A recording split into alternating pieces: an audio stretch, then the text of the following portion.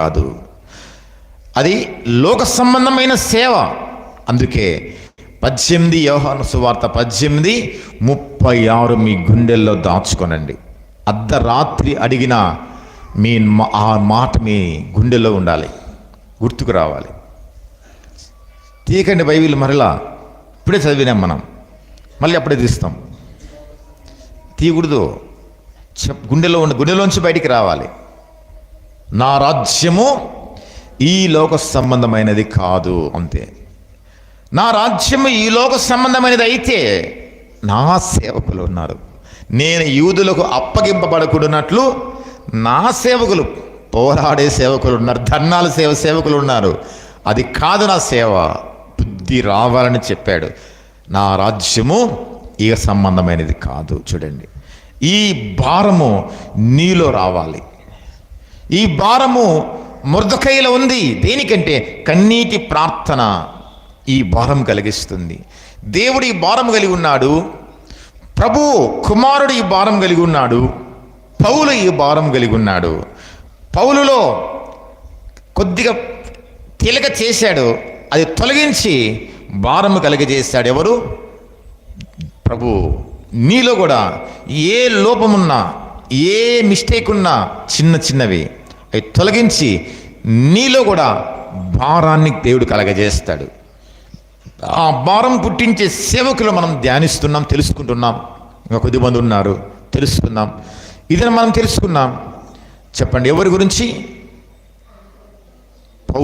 పౌలుకు దేవుడు భారం కలగజేస్తాడు. చూడండి, ఆ భారము ఎలాంటి భారం అంటే, ఆఖరి ఒక్క మాట చదువుకుందాం. అపోస్తల కార్యములు 21వ అధ్యాయం.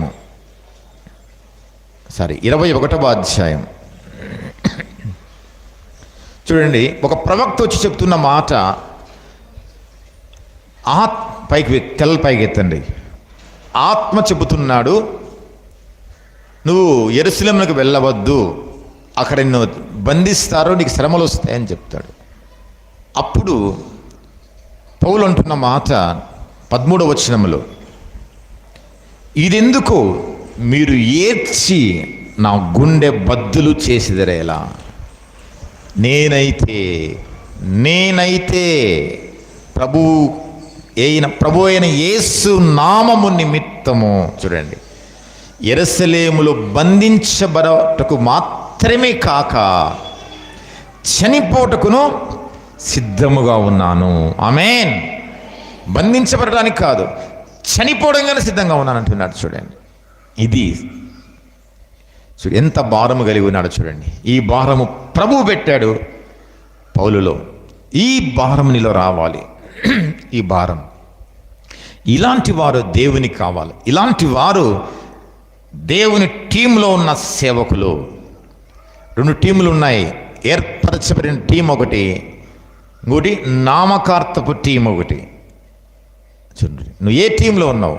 ఏర్పరచబడిన టీంలో ఉన్నావా? లోక సంబంధమైన నామకార్థపు టీములో ఉన్నావా? చూడండి, గుర్తించు, వాక్యాలు తెలుసుకో, సత్యము తెలుసుకొని ఏర్పరచబడిన టీంలో రండి. ఈ టీం అంటే ఇరుకు మార్గం. ఈ టీం పేరు ఏం పేరు? ఇరుకు మార్గం, ఏర్పరచబడిన వంశం. చూడండి, ఈ టీంలో నువ్వు ఉండాలి. ఈ టీంలో ఉండేవాళ్ళు అప్పగించుకుంటారు, తను బెదిరించరు, పోరాడరు, అప్పగించుకుంటారు. న్యాయముగా తీర్పు తీర్చు దేవునికి అప్పగించుకుంటారు. అలా ఉంటానయ్యా అని మనమందరము మోకరించి ప్రార్థన చేసుకుందాం. దేవుడు నీతో మాట్లాడుతున్నాడు ఈ దినం. నీవు కూడా చూడండి, ఈ టీంలో ఉండాలి. ఏర్పరచబడిన వంశంలో నీవు ఉండాలి. ఏర్పరచబడిన టీంలో నీవు ఉండాలి. ఆ టీంలో నేను ఉంటాను ప్రభువా. నేను ఎక్కడ తండ్రి దూషించబడి నేను మౌనముగా ఉంటాను, దూషించనయ్యా. ఇక నుంచి ఇన్నాళ్ళు దూషించాను మీ నామము నిమిత్తం. ఎక్కడైనా హింసలు వస్తే అలా చేయను తండ్రి, అలా చేయను ప్రభువా. మీరు మాదిరి పెట్టిపోయారు, మీరు మాదిరి ఉంచిపోయారు. తెలుసుకున్నాను ఈ దినం తండ్రి. పరిశుద్ధుని మాదిరించిపోయాడు, బోధను మాదిరించిపోయాడు, మౌనాన్ని మాదిరించిపోయాడు. చూడండి, అప్పగించుకునే విషయంలో మాదిరించిపోయాడు. అలా నేను కూడా ఉంటాను ప్రభువా అని నోరు తెరిచి ప్రార్థన చేసుకోనండి. ప్రార్థన చేసుకుందాం.